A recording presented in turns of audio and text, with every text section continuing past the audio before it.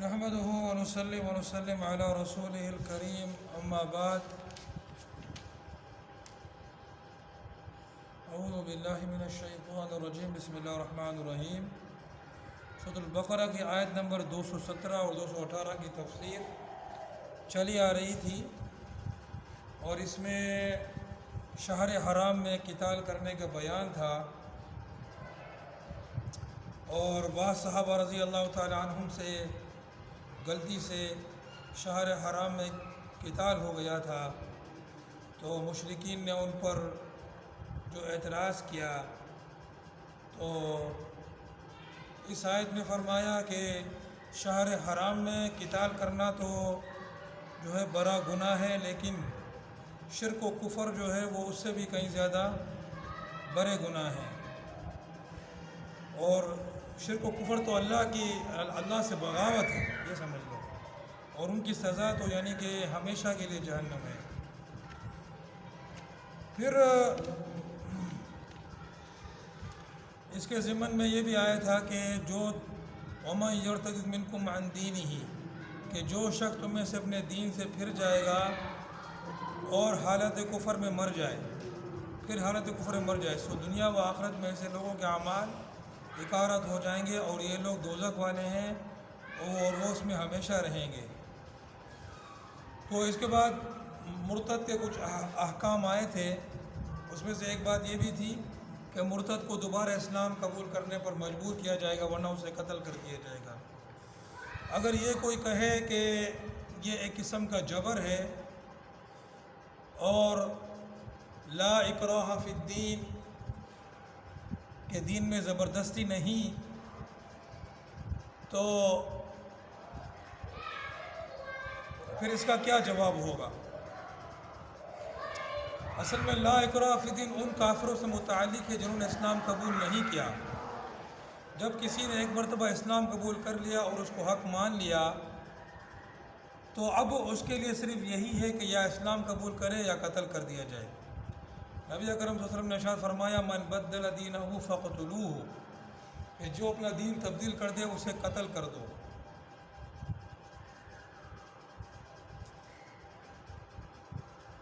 اور کافروں سے بھی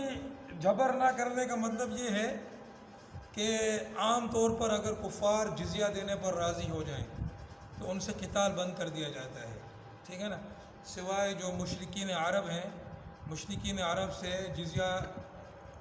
قبول نہیں کیا جاتا، ان کے لیے بھی صرف اسلام یا پھر قتل ہے، اور جو دوسرے کفار ہیں ان سے جہاد کیا جاتا ہے، جنگ کی جاتی ہے، قتال کیا جاتا ہے، لیکن اگر وہ جزیہ دینے پر بھی آمادہ ہو جائیں تو پھر بھی ان سے قتال روک دیا جاتا ہے۔ تو لا اکراہ فی الدین جو ہے مطلقاً نہیں ہے، بلکہ اس کا ایک خاص معنی ہے۔ پھر آگے فرمایا ان الذین آمنوا والذین ہاجروا وجاہدوا، یہ پوری آیت جو ہے کہ اس کے بارے میں ابن کثیر میں ہے کہ جب عبداللہ ابن جحش رضی اللہ تعالی عنہ اور ان کے ساتھیوں کا مسئلہ حل ہو گیا، اور سرور عالم صلی اللہ علیہ وسلم نے ان کے لائے ہوئے مال کو جو کافروں سے لیا تھا خمس نکال کر باقی مال انہی پر تقسیم کر دیا، تو انہوں نے عرض کیا اے اللہ کے رسول، کیا ہم اس بات کی امید کریں کہ جو کچھ ہم نے کیا یہ ہمارے لیے جہاد شرعی میں شمار ہوگا اور اس میں ہمیں وہ اجر ملے گا جو مجاہد کو ملا کرتا ہے؟ تو اس آیت میں فرمایا کہ بلا شبہ جو لوگ ایمان آئے اور ہجرت کی اور جہاد کی اللہ کے راہ میں، یہ لوگ رحمت کی امید رکھتے ہیں، اور اللہ غفور الرحیم ہے، کہ اس سے معلوم ہوگا کہ ان لوگوں کا امید رکھنا بھی صحیح ہے، اور ان لوگوں سے جو خطا اجتہادی کے طور پر ایک آدمی قتل ہو گیا وہ بھی اللہ تعالیٰ نے معاف فرما دیا۔ قل قتال فیہ کبیر، آپ فرما دیجئے کہ شہر حرام میں جنگ کرنا بڑا گناہ ہے۔ اس سے واضح طور پر معلوم ہے کہ شہر حرام میں قتال کرنا ممنوع ہے۔ اور دوسری آیت ان عدت الشہور عند اللہ 12 شہرا فی کتاب اللہ یوم خلق السماوات والارض منها 4 حرم، سے بھی خوب طور پر 4 مہینوں میں قتال کرنے کی حرمت معلوم ہو رہی ہے، لیکن کیا ان مہینوں میں قتال کی حرمت اب بھی باقی ہے یا نہیں؟ تو عطا عطا بن ابی رباح فرماتے کہ یہ حکم منسوخ نہیں ہے اور اشہر حرم میں قتال کرنا جائز نہیں الا یہ کہ دشمن خود قتال کرے۔ اور باقی جو جمہور علماء ہیں وہ کہتے ہیں کہ اس کی ممانعت منسوخ ہو چکی ہے، اب جو ہے تمام مہینوں میں قتال کرنا جو ہے وہ مشروع ہے، شریعت کے مطابق ہے، اور چاہے آگے بڑھ کر خود حملہ کرے تو بھی جائز ہے۔ اور ان کے نزدیک جس نے اسے منسوخ کیا، جس آیت نے وہ اقتلوا المشرکین حیث وجدتموہم، اور دوسرا قاتلوا الذین لا یؤمنون باللہ ولا بالیوم الآخر، اور یہ جمہور کا مذہب ہے۔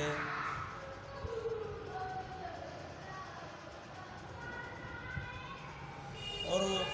بعض نے یہ بھی فرمایا کہ وقاتلوا المشرکین کافہ نے اسے منسوخ کر دیا، اور بعض حضرت کا فرمانا ہے کہ رسول اللہ صلی اللہ علیہ وسلم نے شہر حرام بنی ثقیف سے جہاد فرمایا تھا، اور ابو عامر اشعری رضی اللہ تعالیٰ عنہ کو شہر حرام میں وادی اوطاس میں جہاد کرنے کے لیے بھیجا تھا۔ بہرحال جمہور کا مذہب یہ ہے کہ اشہر حرم میں قتال کرنے کی ممانعت منسوخ ہے، ائمہ اربعہ کا بھی یہی مذہب ہے، اور اگر دشمن جنگ کی ابتدا کرے تو اس وقت میں وہ حضرت بھی جنگ کرنے کی اجازت ہیں جو اس حکم کو منسوخ نہیں مانتے۔ تو 4 مہینے رجب اور ذی القعدہ، ذی الحجہ اور محرم، یہ 4 مہینوں میں قتال کرنے کی ممانعت تھی۔ اب کیا وہ ممانعت باقی ہے یا منسوخ کر دی گئی؟ تو کچھ علماء جو ہیں وہ کہتے ہیں کہ یہ ممانعت اب بھی باقی ہے، اور باقی جو اکثر علماء ہیں جمہور، جس میں 4 امام بھی شامل ہیں، حنفی، شافعی، مالکی اور حنبلی، ان کے نزدیک یہ ممانعت منسوخ ہو چکی ہے، یعنی اب اس میں بھی قتال کرنا جائز ہے، یعنی قتال بذات خود، قتال کی ابتدا کرنا، بذات خود آگے بڑھ کر دشمن پر حملہ کرنا، یہ بھی جائز ہے، اور اگر دشمن حملہ کرتا ہے تو پھر تو سب کے نزدیک جائز ہے کہ اب قتال کر کے اس کا دفاع کیا جائے۔ دوسری بات کہ صحابہ رضی اللہ تعالیٰ عنہ سے خطا ہوئی، اور وہ رجب کی پہلی تھی یا جمادی الآخر کی آخری تاریخ تھی، بہرحال انہوں نے قتال کر لیا، اور پھر پتہ چلا کہ رجب کی پہلی تھی، مگر اس صورت میں بھی نبی اللہ سبحانہ و تعالیٰ نے ان کی خطا کو معاف کیا، مال غنیمت کو قبول کیا، اور یہ بھی فرمایا کہ یہ اللہ کے امیدوار ہیں، یعنی یہ نہیں سمجھو کہ ان کا اجر ضائع ہو۔ تو دیکھو، اگر یعنی کہ ہم اگر اللہ سبحانہ و تعالیٰ کے لیے عمل کرتے ہیں، محنت کرتے ہیں، اس کے راستے میں جہاد کرتے ہیں، قتال کرتے ہیں، اس کے دین کا کوئی بھی کام کرتے ہیں، اور اس دین کے کام میں بھول چوک کی وجہ سے اگر کوئی غلطی بھی ہو جاتی ہے، یعنی دانستہ طور پر نہیں بلکہ بھول چوک کی وجہ سے کوتاہی ہو جاتی ہے کوئی، ہم کیا سمجھتے ہیں اور کیا ہوتا ہے، ٹھیک ہے، تو مگر ہمارا جو مقصد ہے وہ دین کا کام کرنا ہے، ہماری جو نیت ہے وہ دین کا کام کرنا ہے، مگر بھول چوک میں کوئی ایسا، تو انشاءاللہ العزیز اللہ پاک ایسی بھول چوکوں پر وہ نہیں کرتے، اور ثواب بھی ضائع نہیں کرتا، سمجھے نا؟ اللہ سبحانہ و تعالیٰ کا جو معاملہ ہے نا، وہ ایسا معاملہ ہے، اور ایسی رحمت کا معاملہ ہے، اور ایسی مہربانی کا معاملہ ہے کہ ایسا معاملہ کوئی بھی نہیں کر سکتا۔ اب اگر کسی سے کوئی کام کراؤ، پلمبر کو بلاؤ گے، پلمبر اگر کام کر سکا، وہ چیز ٹھیک ہو گئی تو اس کو پیسے ملیں گے، اگر وہ نہیں کر سکا تو اس کی محنت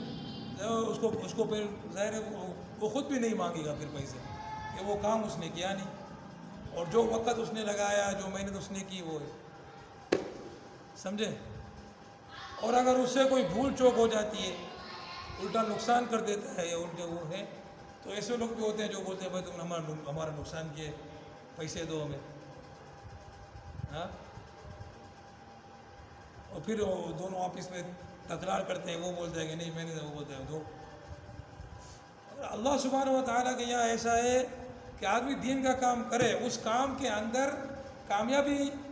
یعنی جو کر رہا ہے وہ کامیابی ملے نہ ملے، فتح ملے نہ ملے، اس کا ثواب پکا ہے۔ تو پکا ہے. تم اللہ کے راستے میں کام کرو، محنت کرو، قتال کرو، جہاد کرو. صحیح ہے، تمہارے ہاتھ میں کوئی مسلمان ہوتا ہے نہیں، کوئی شہر فتح ہوتا ہے نہیں، کچھ بھی ہوتا ہے نہیں، لیکن کامیابی ہے اللہ سبحانہ و تعالیٰ کا معاملہ یہ ہے. اور پھر اس راستے میں اگر بھول چوک ہو جائے نادانستہ طور پر، وہ بھی انشاءاللہ بھگوان.